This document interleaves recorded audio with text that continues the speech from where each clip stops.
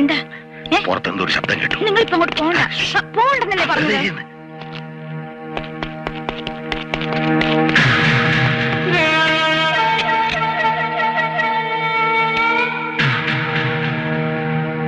ഇവിടെ ടോർച്ചെടുത്ത് ഞാൻ പറയാം. ഒരാള് ഗേറ്റ് ചാടി അകത്തോട്ട് കയറി കയ്യോടെ പിടിക്കാലെന്ന് കരുതി ഞാനും പുറകെ കയറിയതാ. പരന്തു പൈതാഹുവാഹേ, പക്ഷെ അവൻ പൊയ്ക്കളഞ്ഞു. ആളെ മനസ്സിലായോ? ആളെ മനസ്സിലായെങ്കിൽ ഇപ്പൊ തന്നെ പിടിക്കണോ? പിന്നെ സൗകര്യം കിട്ടുമ്പോ പിടിച്ചാ പോരെ? കള്ളന്മാരുടെ ശല്യം കൂടി വരികയാണല്ലോ. ഇന്നലെ രാത്രി എന്റെ മുറിയുടെ ജനാലയ്ക്കൽ ആളനക്കം കേട്ടു. ഞാൻ പറയാഞ്ഞതാ. കുട്ടി പഠിച്ച കുട്ടിയല്ലേ? അങ്ങനെ അനക്കം കേൾക്കുമ്പോ ഹിന്ദിയിലോ മലയാളത്തിലോ വെച്ച് വെച്ചാ പോരെ? ഇംഗ്ലീഷിലോ ചോദിച്ചാലും മതി, എനിക്ക് മനസ്സിലാവും. അത് കേൾക്കുമ്പോ ഓടി ഒന്ന് പിടിക്കാലോ. ബാങ്ക് മാനേജരുടെ വീട്ടിൽ നിറച്ച് പണവും മണ്ടോ ഉണ്ടെന്നായിരിക്കും കള്ളന്റെ വിചാരം. ആമനെ സാമനെ സാറ് വിഷമിക്കണ്ട, അവനെ ഞാൻ ഒതുക്കും. ഇന്ന് രാത്രി സാറിന്റെ വീടിന്റെ ഗേറ്റ് വിട്ട് ഞാൻ എങ്ങും പോകുന്നില്ല. സാറ് സുഖമായിട്ട് പോയി കിടന്നുറങ്ങണം. ഇന്ന് ഞാൻ ഉറങ്ങുന്നില്ല. ആഹാ, അപ്പൊ താൻ എന്നും രാത്രി ഉറങ്ങുമല്ലേ? ചുമ്മാ അല്ല കള്ളൻ ഇവിടെ വിട്ട് പോകാത്തത്. അയ്യോ, സാർ എന്നെ തെറ്റിദ്ധരിച്ചു. ഈ കത്തി അബദ്ധത്തിൽ ഉറയിൽ നിന്ന് ഊരിപ്പോയതുകൊണ്ട് ചൂട് ചോര കാണാതെ എനിക്ക് ഉറക്കം വരില്ലെന്നാ പറഞ്ഞത്. അതിനൊരു കോഴിയെ കൊന്നപ്പോഴേ പോരാ. മേരാ പിതാജി മക്കൻ സിംഗ് കി കത്തി ഹേ. മനുഷ്യന്റെ ചോര തന്നെ കാണണം.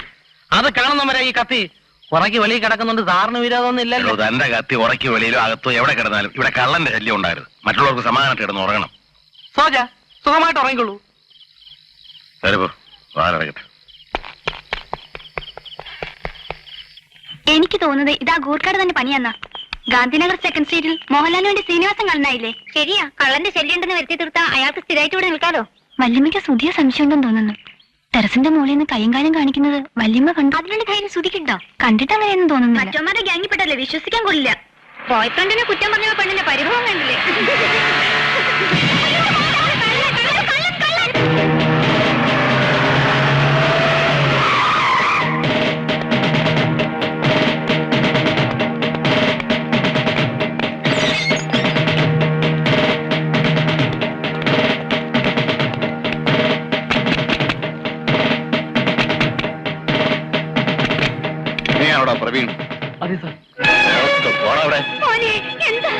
ബാങ്ക് മാനേജർ വീട്ടിൽ പെൺകുട്ടി മാല പൊട്ടിച്ചത് ഞാനല്ല.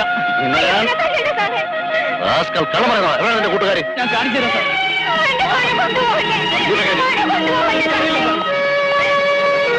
എനിക്കറിയില്ല സാർ.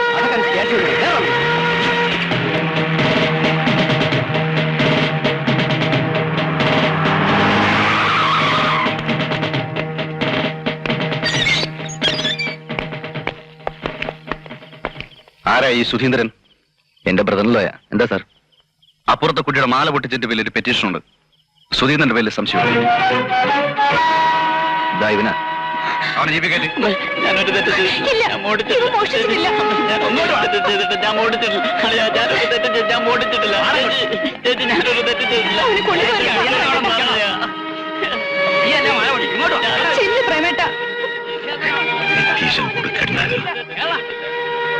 ഇനി ആ പ്രേമന്റെ മുഖത്തെ എങ്ങനെ നോക്കും?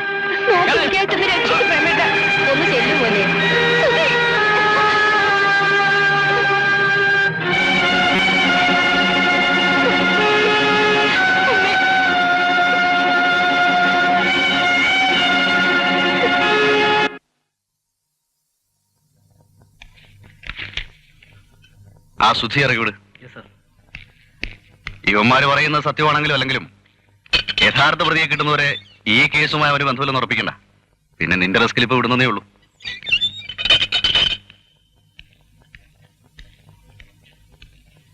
ഈ പയ്യൻ ആളത്ര കുഴപ്പക്കാരനൊന്നുമല്ല, പക്ഷെ കൂട്ടുകെട്ടൊരു അല്പം മോശമാ. ആവശ്യം വരുമ്പോ പറഞ്ഞാൽ മതി, ഞാൻ ഹാജരായിക്കൊള്ളാം. എനിക്ക് തോന്നുന്നത് സതിയുടെ മാല പൊട്ടിച്ചത് ഏതോ ഒരു പ്രൊഫഷണൽ ക്രിമിനൽ ആയിരിക്കണം. ഹെൽമെറ്റ് വെച്ചിരുന്നത് കൊണ്ടാണ് സതിയും കൂട്ടുകാരികളും ഇവരെ തെറ്റിദ്ധരിച്ചത്. ഈ ഗാങ്ങിന്റെ പേരിൽ നേരത്തെ ഒരു പെറ്റീഷൻ ഉണ്ടായിരുന്നുകൊണ്ട് സാർ ഇവരെ സംശയിച്ചു. മരുന്ന് കച്ചവടം നിർത്തി നീ പോലീസ് ചേര്. അയ്യോ വേണ്ട, ഈ നിരപരാധികളൊക്കെ പിടിച്ചിടിക്കാൻ എനിക്ക് വയ്യ. എന്നാ സാറിയല്ലേ, ഞാൻ ആ മാലയും തപ്പി എടുക്കട്ടെ. ശരി, പോവാ. വാ. ഇത്രയ്ക്ക് കണ്ണി ചോരയില്ലാതെ പോയല്ലോ. ഒന്നുമില്ലെങ്കിലും അവൻ എന്റെ അനിയനല്ലേ. അവന് പോലീസ് കൊണ്ടുപോയപ്പം ഓടിക്കൂടിയവർക്കുണ്ടായ വിഷമം പോലും പ്രേമേട്ടനുണ്ടായില്ലല്ലോ. ഇക്കണക്കിന് എനിക്ക് എന്തെങ്കിലും സംഭവിച്ചാലും പ്രേമേട്ടൻ കയ്യും കെട്ടി നോക്കി നിൽക്കത്തേ ഉള്ളൂ. മാല വലിച്ചു പൊട്ടിക്കാൻ നിനക്ക് ഉദ്ദേശമുണ്ടോ? ആര് വലിച്ചു പൊട്ടിച്ചെന്നാ? കൈ നിറയെ കാശ് കണ്ട് ഞാൻ വളർന്നത്. പിടിച്ചു പറിക്കേണ്ട ഗതികേടൊന്നും എന്റെ അനിയന് വന്നിട്ടില്ല. പിന്നെ ഇവിടെ പോലീസ് വന്നത് അവന് സെക്യൂരിറ്റി നിൽക്കാനാണെന്ന് നീ വിചാരിച്ചത്? താമസമായിട്ട് മാസം 3 ആയിട്ടില്ല. അതിനുമ്പ് പെരക്കകത്ത് പോലീസ് കയറി. എന്നിട്ടും അനിയനെ ന്യായീകരിക്കുക. തെറ്റ് ചെയ്താൽ ശാസിച്ചുകൊണ്ട് ചത്തുപോത്തൊന്നുമില്ല. ശാസിക്കേണ്ടെന്ന് ആര് പറഞ്ഞു? ഒരു അപകടം വരുമ്പോ കൈ ഒഴിയരുതെന്നേ പറഞ്ഞുള്ളൂ. അവള് പറഞ്ഞതുള്ളതാ. എന്തു ആയിക്കോട്ടെ, അവനെ പോലീസുകാർ കൊണ്ടുപോയപ്പോ നീയൊന്ന് തിരിഞ്ഞു നോക്കാൻ ഞാൻ നെറുകേടായിപ്പോയി. പെണ്ണ് കേസിനും പിടിച്ചു പറിക്കൊക്കെ അകത്തായവരെ ജാമ്യത്തിലെടുക്കാൻ എനിക്ക് ഇത്തിരി ചളിപ്പുണ്ട്. ഞാനേ മാന്യനായിട്ട് കഴിയുന്നൊരു കോളേജ് അധ്യാപകനാ. സ്റ്റുഡൻസിന്റെ ഇടയിൽ എനിക്കൊരു വിലയൊക്കെ ഉണ്ട്. അത് പോയാലേ പന്ത് തട്ടുന്ന പോലെ അവന്മാരെന്നെ തട്ടി കളിക്കും. മനുഷ്യന് ഉപകാരമില്ലാത്ത മാന്യത ആർക്ക് വേണം? അപ്പുറത്ത് അദ്ദേഹത്തെ കണ്ട് പഠിക്ക്. എത്രയോ വലിയ മനുഷ്യരുമായിട്ട് ബന്ധമുള്ള ആളാ. സുധി പോലീസ് സ്റ്റേഷനിലാണെന്ന് അറിഞ്ഞ ആ നിമിഷം മാന്യത നോക്കാതെ ഓടിച്ചെന്നില്ല അവൻ ഇറക്കാൻ. ആ മനുഷ്യന്റെ കാല് കഴുകി വെള്ളം കുടിക്കണം. നീ ഇതോടെ പോന്നു വീട്ടിലേക്ക്. എന്തിന്? ഞാൻ പറഞ്ഞു നിന്നോട് പോവാൻ. ഞാൻ ആർക്കും ഒരു ശല്യമാവുന്നില്ല, പോവാണ്. എന്റെ പൊന്നളിയ അടങ്ങി ഒതുങ്ങി കഴിയാമെങ്കിൽ നീ ഇവിടെ തന്നെ നിന്നോ. എന്തിനു നിൽക്കുന്നത്? അവൻ കാരണം ആരുടെ മാന്യത നശിക്കണ്ട. നീ നിന്റെ പാട് നോക്കി പോവാൻ നോക്ക്. അതെ, കേസും പ്രശ്നമൊക്കെയായിട്ട് ഇപ്പൊ അങ്ങോട്ട് ചെന്നാൽ എങ്ങനെയാ? അച്ഛന് സുഖമില്ലാണ്ടിരിക്കല്ലേ? അച്ഛനെ കുറിച്ച് വിചാരമുള്ള ഒരാള്, ഒരു അറ്റാക്ക് കഴിഞ്ഞിരിക്കുന്ന മനുഷ്യനാ. ഒന്ന് പോയി കാണാന്ന് എത്ര നാളുകൊണ്ട് പറയുന്നു. അപ്പോഴൊക്കെ കുറെ മുടന്ത ന്യായങ്ങളുണ്ട്. സ്പെഷ്യൽ ക്ലാസ്സാ, ടെസ്റ്റ് പേപ്പറാ, പേപ്പർ വാല്യുവേഷനാ. ഞങ്ങളൊന്നും കോളേജിൽ പഠിച്ചിട്ടില്ലല്ലോ. അച്ഛന്റെ മുമ്പിൽ ഭർത്താവ് ചെറുതാകരുതല്ലോന്ന് വിചാരിച്ച് ഞാൻ ഒന്നും പറയാതിരിക്കുകയായിരുന്നു. മകനൊരാപത്ത് വന്നപ്പോ മരുമകൻ സഹായിച്ച കാര്യം ഇനിയിപ്പോ അച്ഛൻ അറിയട്ടെ. എന്തിനാ നോക്കി നിൽക്കുന്നത്? ചെല്ല്. ഒന്നുകൂടെ ആലോചിച്ചിട്ട് പോരെ സുലോചനെ? ഒന്നും ആലോചിക്കാനില്ലമ്മേ. കണ്ണി ചോരയില്ലാത്തവരുടെ കൂടെ ശ്വാസം മുട്ടി കഴിയാൻ അവൻ ആരോരും ഇല്ലാത്തവനൊന്നുമല്ല. എന്റെ സുലോചന ഇവനിപ്പോ പോയാൽ ശരിയാവത്തില്ല. കേസന്വേഷണം പൂർത്തിയാകാത്തതുകൊണ്ട് അവരുടെ കണ്ണിൽ ഇവനിപ്പോഴും കുറ്റവാളിയാ. ഇവൻ നാട്ടിൽ പോയി നിന്നാലേ പോലീസുകാർ വരുമ്പോ ഞാൻ സമാധാനം പറയണ്ടേ? ഓഹോ, അതുകൊണ്ടാണ് നിൽക്കാൻ പറഞ്ഞത്. കണ്ടല്ലോ സ്നേഹം. ഇനിയും നിനക്ക് അളിയന്റെ കൂടെ നിക്കണോടാ?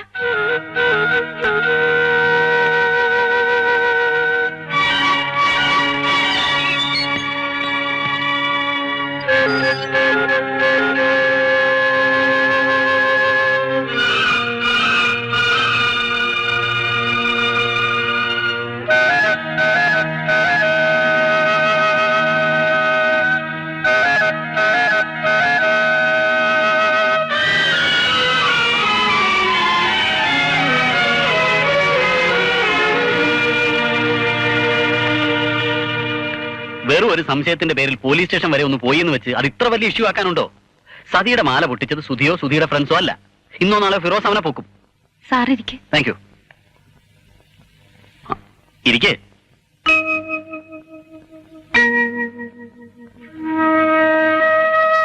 ഈ ക്രിമിനൽസിനെ തൊട്ടു നോക്കി പിടിക്കാനുള്ള സൗകര്യം ഒന്നും പോലീസ് ഡിപ്പാർട്ട്മെന്റിൽ ഇല്ല. അപ്പൊ പിന്നെ കേസന്വേഷണമായിട്ട് കുറെ നിരപരാധികളും ബന്ധപ്പെട്ടു എന്ന് വരാം. നമ്മളൊക്കെ എഡ്യൂക്കേറ്റഡ് അല്ലേ, സഹകരിക്കണം അല്ലേ? മോളെ, രാജീവിന് ചായ കൊടുക്ക്. അയ്യോ, ഇപ്പൊ വേണ്ടമേ. ഇയാളെന്താ ഈ ബാഗ് തൂക്കി പിടിച്ചോണ്ട് ഇവിടെ നിൽക്കുന്നത്? കൊണ്ടകത്ത് വെക്കേ. ചെല്ലേ. കേട്ടോ സാറേ, പോലീസിന് ഇവിടെ വരുമെന്ന് പേടിക്കണ്ട. ഞാൻ ഫിറോസിനോട് പറഞ്ഞിട്ടുണ്ട്. 11 മണിക്ക് ഒരു അപ്പോയിന്റ്മെന്റ് ഉണ്ട്. ഞാൻ അറിയട്ടെ.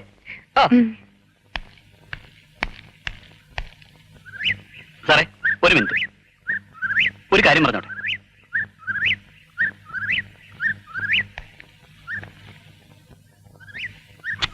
മണ്ടത്തരമല്ലേ കാണിച്ചത്?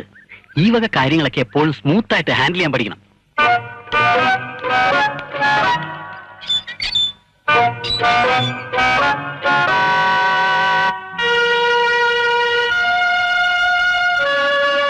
ദേഷ്യപ്പെട്ടിട്ട് കാര്യമില്ല.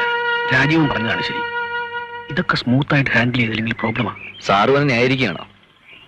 പറയുന്ന കാര്യമാണെങ്കിൽ ആര് പറഞ്ഞാലും അംഗീകരിക്കണം.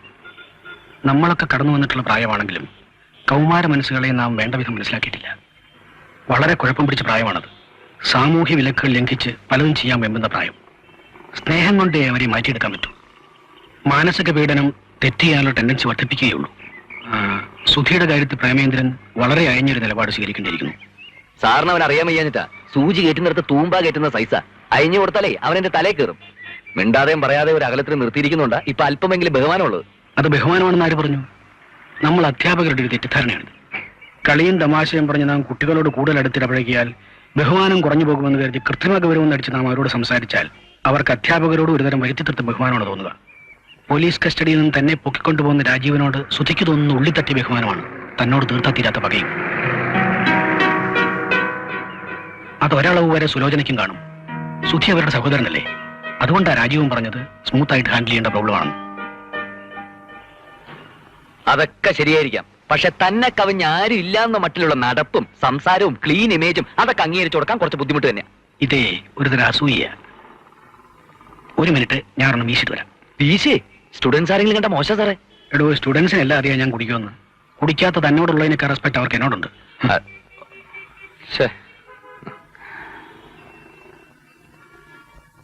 ഒരു സിസർ തന്നെ.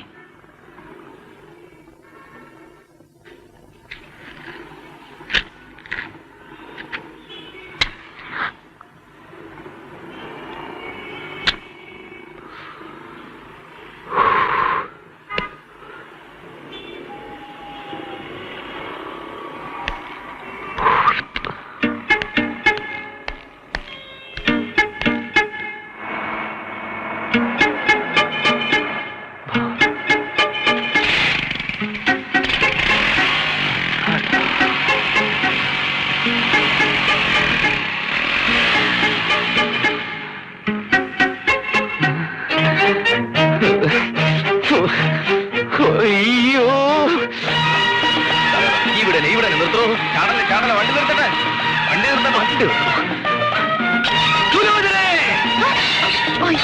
പോയല്ലോ, എന്റെ കൈ തുറന്നു.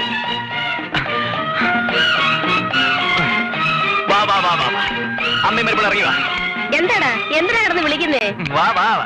നീ എന്താടി പറഞ്ഞത്? അപ്പുറത്തവന്റെ കാല് കഴുകി വെള്ളം കുടിക്കാനല്ലേ? ആ വെള്ളം കുടിച്ചാലേ ഫിറ്റാവും. ഫിറ്റ് കണ്ടടി, ആ മാന്യന്റെ തനിനിറം ഞാനിന്ന് കണ്ടു. നീ എന്തൊക്കെയാ പ്രേമായി പറയുന്നേ? രാധികയുടെ രാജീവിനെ പറ്റി പറയുമ്പോ അമ്മയ്ക്കും മരുമോക്ക് ഒരു മുഴം നാക്കായിരുന്നല്ലോ. ആ സൽസ്വഭാവി മൂക്കറ്റം കുടിച്ച് ബാറിൽ നിന്ന് അടിച്ച് പിരിഞ്ഞു വരുന്നത് ഇന്ന് ഞാൻ കണ്ടു. എടാ, നീ ജനിച്ച പിന്നെ ഇത്ര സന്തോഷിച്ച് ഞാൻ കണ്ടിട്ടില്ലല്ലോ.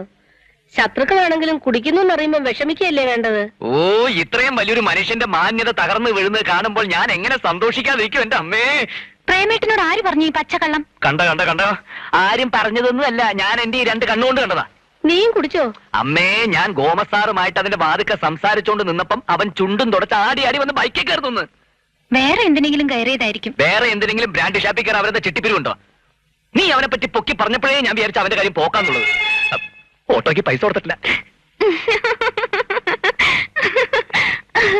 ഇതാരുടെ കണ്ടുപിടുത്തവാ? പ്രേമേട്ടൻ കണ്ടെന്നാ പറഞ്ഞത്. സുലോചനയോടാകുമ്പോ എനിക്ക് പറയാലോ. കഴിഞ്ഞ മാസം രാജേട്ടന്റെ അമ്മാവൻ വന്നപ്പോ ഒരു ബോട്ടിൽ കൊണ്ടുവന്നു. പുള്ളിക്കാരൻ മിലിറ്ററിയില്ല. കമ്പനിക്ക് വേണ്ടി ഒന്ന് കൂടാൻ പറഞ്ഞിട്ട് രാജേട്ടൻ ജന്മം ചെയ്താൽ സമ്മതിക്കില്ല. അവസാനം ഞാൻ കൂടെ നിർബന്ധിച്ചിട്ടാ ശകലം കുടിച്ചത്. എന്നിട്ടെന്താ, അതപ്പ തന്നെ ഛർദ്ദിച്ചു. മദ്യത്തിന്റെ മണം തട്ടിയാ രാജേട്ടൻ നോക്കാനും വരും. രാധിക ഇത് അദ്ദേഹത്തോട് ചോദിക്കണ്ട. പ്രേമേട്ടന് ആള് തെറ്റിയതായിരിക്കും. ചോദിച്ചാലും കുഴപ്പമില്ല. ഇങ്ങനൊരു കാര്യം അറിഞ്ഞിട്ട് രാജേട്ടനെ മറച്ചു വെക്കാന്ന് പറഞ്ഞാ എനിക്കാ വിഷമം. ആ, കുടിക്ക്.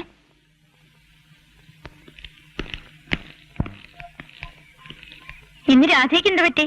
ഒന്നും പറ്റില്ല. ഇന്ന് ഞാൻ തന്നെ കൊണ്ടുവന്ന് ആക്കണമെന്ന് മോന് നിർബന്ധം. അച്ഛൻ ഞങ്ങൾക്ക് ഇന്ന് ക്രയോൺസ് മേടിച്ചു തരും. ദീപു വന്ന് നമുക്ക് ഒന്നിച്ചിരുന്ന് പടം വരയ്ക്കാം.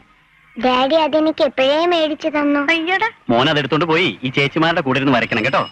കോസ്കോപ്പിനും കോറക്സും തീർന്നു. പുതിയ സാമ്പിൾ ഒന്നും വന്നില്ലേ? വെറുതെ കിട്ടുന്നാന്ന് വിചാരിച്ച് എപ്പോഴും കൊടുക്കണ്ട. തരാൻ പ്രയാസമാണെങ്കിൽ അത് പറഞ്ഞാ പോരെ? അയ്യോ, അതുകൊണ്ടല്ല. മെഡിസിൻസ് അധികം കഴിച്ചാലും കുഴപ്പമാ. മിക്കതും ആന്റിബയോട്ടിക്സാ. രാധികയോട് പറഞ്ഞ ആവശ്യമുള്ളത് വാങ്ങിച്ചോളൂ.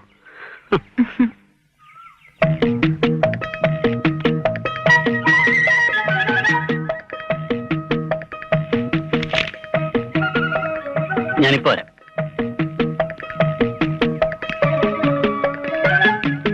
സാറിന്റെ നേരത്തെ സ്പെഷ്യൽ ക്ലാസ് ഉണ്ട്. മോൻ അറിയോ ഈ അങ്കിളിനെ? അറിയാം, ദുശാസനങ്ങളല്ലേ? അയ്യോ, ആന്റി വിളിക്കുന്നു എന്ന് കരുതി മോൻ അങ്ങനെ വിളിക്കാൻ പാടില്ല. മോൻ കോളേജിലാകുമ്പോ പഠിപ്പിക്കേണ്ട സാറല്ലേ? ഈ സാറെന്നെ പഠിപ്പിക്കണ്ടേ? ഈ സാറ് തല്ലും. അവിടെ എപ്പോഴും വഴക്കും സംസാരമൊക്കെ കേട്ടിട്ടാ കുട്ടികൾ ഇതൊക്കെ പെട്ടെന്ന് കാച്ച് ചെയ്യുമല്ലോ. മോൻ ചെല്ല്. ഭയങ്കര കുസൃതിയാ. കുട്ടികൾ ഇത്തിരി ഓവർ സ്മാർട്ട് ആവുന്നത് നല്ലതാ. കറക്റ്റ്. മുതിർന്നവർ അത്രയ്ക്ക് അങ്ങോട്ട് ആകരുതെന്നല്ലേ സാർ ഉദ്ദേശിച്ചത്? ഞാനും ആ പക്ഷക്കാരനാ. പ്രത്യേകിച്ച് കോളേജ് ലെക്ചർ എന്നൊക്കെ പറയുമ്പോ കുറച്ചുകൂടെ ഡീസന്റ് ബിഹേവിയർ ആളുകൾ പ്രതീക്ഷിക്കും. എന്റെ ബിഹേവിയറിന് ഇപ്പൊ എന്താ കുഴപ്പം? ഒരു കുഴപ്പമില്ല. ബാറിൽ നിന്ന് ഇറങ്ങി വരുന്നത് കണ്ടു എന്നൊക്കെ പെണ്ണുങ്ങളോട് പറയുന്നത് ഭയങ്കര ചീപ്പാ. രാധിക ആയതുകൊണ്ട് അത് ഇഷ്യൂ ആക്കിയില്ല. മോക്ക് എന്നെ നന്നായിട്ട് അറിയാം. വേറൊരു പെണ്ണായിരുന്നെങ്കിൽ കുടുംബകലഹം ഉണ്ടാവാൻ ഇത് ധാരാളം മതി. ഓട്ടോ. അങ്ങനെ അങ്ങ് പോകാതെ. ഈ ബാറിൽ നിന്ന് ഇറങ്ങി വരുന്നവരൊക്കെ മദ്യപാനികളാണെന്ന് ഏത് പാഠപുസ്തകത്തിലാണ് സാറേ പറഞ്ഞിരിക്കുന്നത്? വേഗം പോടോ. ഈ പരദൂഷണം കോളേജ് ലെക്ചറൊക്കെ ചേർന്നല്ല കേട്ടോ. ചെല്ല്.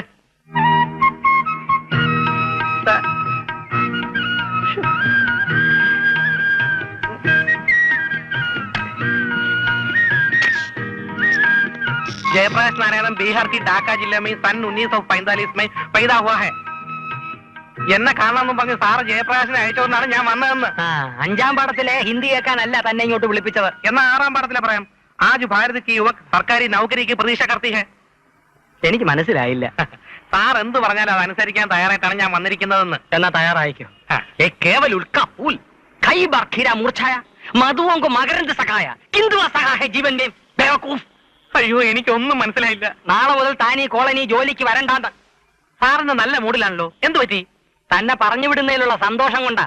തന്റെ തന്ത ഗൂർക്ക കരഞ്ഞു പറഞ്ഞതുകൊണ്ടാ ഇന്റർകാസ്റ്റ് ഗൂർക്കയായിട്ടും തന്നെ ഞാൻ ഇവിടെ ജോലിക്ക് ഇരുത്തിയത്. ആ സ്നേഹവും ബഹുമാനവും എനിക്ക് എപ്പോഴും സാറിനോടുണ്ടല്ലോ. പക്ഷെ കോളനിക്കാർക്ക് എന്നോടുണ്ടായിരുന്ന സ്നേഹവും ബഹുമാനവും പോയി.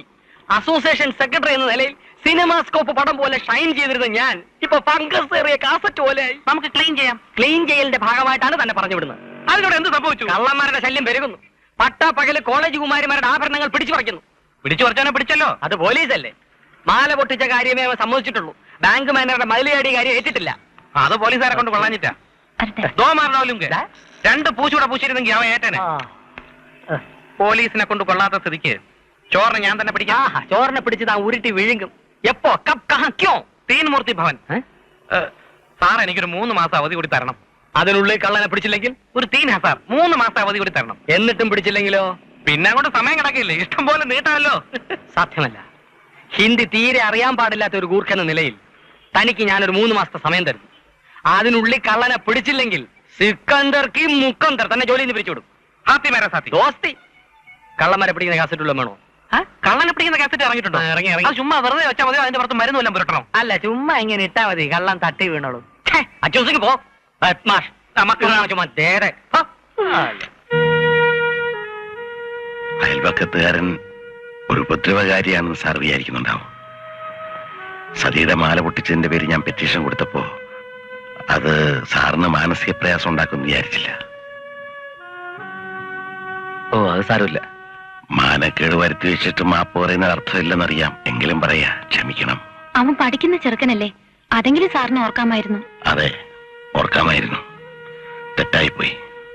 ആ ഗ്യാങ്ങിൽ ഇവിടുത്തെ കുട്ടിയുണ്ടെന്ന് ഞാൻ അറിഞ്ഞിരുന്നില്ല. എന്റെ അളിയന്റെ കയ്യിലിരിപ്പും ശകലം മോശ. അതിന് മറ്റുള്ളവരുടെ പുറത്ത് പഴിയാറേണ്ട കാര്യമില്ലല്ലോ. മാല കിട്ടിയോ സാർ? കയ്യിൽ കിട്ടിയില്ല. അതിപ്പോ വെറും മാലയല്ലല്ലോ, തൊണ്ടിയല്ലേ. സമയമെടുക്കും. ആരാ പ്രതി? ഒരു ഇസ്മായില സിറ്റിയിലെ ഒരു ലോഡ്ജ് റൂമിൽ നിന്നാ പിടിച്ചത്. അയാളുടെ ബൈക്ക് എവിടുന്ന് മോഷ്ടിച്ച. എന്നാ ഇറങ്ങട്ടെ, വരട്ടെ. സുധിയല്ല മോഷ്ടിച്ചെന്ന് ഇപ്പോഴെങ്കിലും മനസ്സിലായല്ലോ. ഓടാത്തതാണെങ്കിലും കാർ പോർച്ചിലൊരു കാറ് കിടക്കുന്ന സ്ത്രീകളെ സംബന്ധിച്ചിടത്തോളം അന്തസ്സുള്ളൊരു കാര്യമാണ്. പക്ഷെ ഇന്നത്തെ കാലത്തേക്ക് നമുക്കത് മുതലാകുമോ? ശരിയാ. വർദ്ധിച്ചു വരുന്ന പെട്രോൾ വില, റിപ്പയറിങ്, ഡിപ്രീസിയേഷൻ, ഇതൊക്കെ വെച്ച് നോക്കുമ്പോ ഡിസ്പോസ് ചെയ്തിട്ട് ആ തുക ഫിക്സഡ് ഡിപ്പോസിറ്റ് ഇടുന്ന ബുദ്ധി, ഇൻട്രസ്റ്റ് വിത്ത് സുഖമായിട്ട് നമുക്ക് ടാക്സി യാത്ര ചെയ്യാലോ. സാറിന്റെ തിയറി ഒരു കണക്കിന് ശരിയാ. ഈ സേവിങ്സിനെ കുറിച്ച് ഞാൻ ഇതുവരെ ചിന്തിച്ചിട്ടില്ല. ചിന്തിക്കണം. രാജീവിന്റെ പ്രൈവറ്റ് ജോബ് ആയതുകൊണ്ട് വളരെ സീരിയസ് ആയിട്ട് തന്നെ ചിന്തിക്കണം. സിറ്റിയിൽ ഒരു മെഡിക്കൽ ഷോപ്പ് കൊടുക്കാനുണ്ടെന്ന് കേട്ടു. നല്ല ബിസിനസ് ഉള്ള ഷോപ്പാ. അതൊന്ന് അപ്രോച്ച് ചെയ്താലോ എന്ന് വിചാരിക്കുക. മെഡിക്കൽ ഷോപ്പ് പ്രോഫിറ്റബിൾ ബിസിനസ്സാ. പ്രോഫിറ്റ് മാത്രം ഉദ്ദേശിച്ചല്ല. മിക്കവാറും ഞാൻ ഈ ടൂറിലായിരിക്കുന്നോണ്ട് രാധയ്ക്ക് ബോറടിയാ. മോളെന്നോട് പറഞ്ഞിട്ടില്ല. എന്നാലും നമ്മളത് മനസ്സിലാക്കണ്ടേ. അതെടുത്തിരുന്നെങ്കിൽ മോൾക്കൊരു എൻഗേജ്മെന്റ് ആയനെ. ഷോപ്പിലൊക്കെ പോയിരിക്കാൻ രാധിക വില്ലിങ് ആകുമോ? മോൾ അതിലൊക്കെ ഇൻട്രസ്റ്റഡാ. പിന്നെ അത് ശരി. എനിക്ക് വിശ്വസിക്കാൻ ഒക്കുന്നില്ല. പുതിയ സാരി മേടിച്ചോണ്ട് വരിക, പുറത്തു കൊണ്ടുപോവുക, ഐസ്ക്രീം മേടിച്ചു തരിക. അടുത്ത കാലത്തൊന്നും ഇങ്ങനെ സംഭവിച്ചിട്ടില്ല. പ്രേമേട്ടന് ഇത് എന്തു പറ്റി? എന്തു പറ്റാൻ? എപ്പോഴും വിചാരിക്കും. പക്ഷെ സമയം കിട്ടുമ്പോഴല്ലേ പുറത്തിറങ്ങാൻ പറ്റൂ. നമ്മുടെ കാര്യത്തിനും സമയം കണ്ടെത്തണം. വീടിനകത്ത് അടച്ചിരുന്ന് മടുത്തു. മറ്റുള്ളൊരു ഭാര്യമാരുമായിട്ട് എന്നും പുറത്തു പോകുന്നില്ലേ? ആ രാധികയും അദ്ദേഹവും കൂടി മെനഞ്ഞാന്ന് ഇവിടെ വന്നിരുന്നു. അന്നിവിടെ ഷൂട്ടിംഗ് നടക്കുന്നുണ്ടായിരുന്നു. മമ്മൂട്ടി അദ്ദേഹത്തെ വിളിച്ച് കുറെ നേരം സംസാരിച്ചു. അവര് ഫ്രണ്ട്സാ. അതിന് മമ്മൂട്ടിക്ക് മെഡിക്കൽ ഷോപ്പില്ലല്ലോ. അയാൾ വക്കീലായിരുന്നില്ലേ? അയ്യോ, ഫിലിം ഫീൽഡിലുള്ള മിക്കവരുമായിട്ട് രാജേട്ടൻ നല്ല പരിചയത്തിലാ. അവരുടെ വീട്ടില് 3-4 പടത്തിന്റെ ഷൂട്ടിംഗ് നടന്നിട്ടുണ്ട്. പ്രേമേട്ടനെ പോലെയല്ല, അദ്ദേഹത്തിന് നല്ല സോഷ്യൽ കോണ്ടാക്ട്സാ.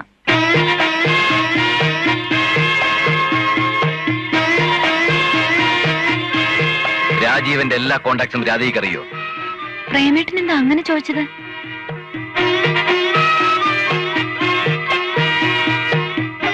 കാര്യം എന്താണെന്ന് പറ പ്രേമേട്ട. രാജീവന്റെയോ രാധികയുടെയോ അടുത്ത ബന്ധത്തിൽപ്പെട്ട പെൺകുട്ടികൾ ആരെങ്കിലും എന്റെ കോളേജിൽ പഠിക്കുന്നുണ്ടോ? ഇല്ല. ഉണ്ടായിരുന്നെങ്കിൽ രാധിക പറഞ്ഞേനെ. ബന്ധുവാകാൻ സാധ്യതയില്ല. അല്ല, സംസാരവും പെരുമാറ്റവും ഒന്നും ആ രീതിയിലായിരുന്നില്ല. ആരുടെ കാര്യമാ പറയുന്നത്? ഇന്ന് സെക്കൻഡ് അവർ കഴിഞ്ഞപ്പോ കോളേജിന്റെ പിന്നിലുള്ള ഗേറ്റിൽ ഒരു പെൺകുട്ടി രാജീവന്റെ ബൈക്കിൽ വന്നിറങ്ങുന്നത് കണ്ടു. സെക്കൻഡ് DC പഠിക്കുന്ന കുട്ടിയാ. രാജീവൻ ആദ്യം കണ്ടപ്പോഴേ എനിക്ക് തോന്നിയത് അവനൊരു ഇമ്മോറലാണെന്ന്. ഇപ്പോ കണ്ണി കാണുകയും ചെയ്തു. ഒരു പെൺകുട്ടി ബൈക്കിന് പിന്നിൽ വന്നിറങ്ങുന്നതിൽ എന്ത് ഇമ്മോറാലിറ്റി ആണുള്ളത്? ആ കുട്ടിക്ക് അദ്ദേഹം ലിഫ്റ്റ് കൊടുത്തതായിക്കൂടെ? അയ്യോ, അതല്ല സുലോചനെ, അവരുടെ ചിരിയും അടക്കിയുള്ള സംസാരവും അതേതായാലും മാന്യമായിട്ടുള്ള ഒരു ബന്ധമല്ല. ഒരാളെ ഇഷ്ടമല്ലെന്ന് വെച്ച് ഇങ്ങനെയൊന്നും പറയരുത്. പ്രേമേട്ടന് പണ്ടേയുള്ള സ്വഭാവ. മനസ്സിന് പിടിച്ചില്ലെങ്കിൽ പിന്നെ മറ്റുള്ളവരെ കൊണ്ടും വെറുപ്പിക്കും. കെട്ടി ഒരുക്കി എന്നെ ഇവിടെ കൊണ്ടുവന്ന് ഐസ്ക്രീം മേടിച്ചു തന്നത് ഇതിനാണോ? സുലോചനെ, ഞാൻ കെട്ടിച്ചമക്കുന്ന ഒരു കഥയല്ലത്. പ്രേമേട്ടൻ ഇത്ര ചീപ്പാവരുത്. രാജേട്ടൻ ബാറിൽ നിന്ന് ഇറങ്ങി വരുന്നത് കണ്ടെന്ന് പറഞ്ഞ് രാധികയോട് ചോദിച്ച് ഞാൻ നാണം കെട്ടുപോയി. പാവം, ചില്ലറ മാറാൻ കയറിയതായിരുന്നു. സിഗരറ്റ് പോലും വലിക്കാത്ത മനുഷ്യനെ പറ്റി ഇല്ലായ്മ പറഞ്ഞ ദൈവകോപം കിട്ടും. അപ്പോൾ അവനൊരു കുടിയനാണെന്ന് നീ സമ്മതിക്കുന്നില്ല? ഇനി കുടിയനാണെന്ന് തന്നെ ഇരിക്കട്ടെ. കുടിച്ചാലും അദ്ദേഹം സ്മാർട്ടാണല്ലോ.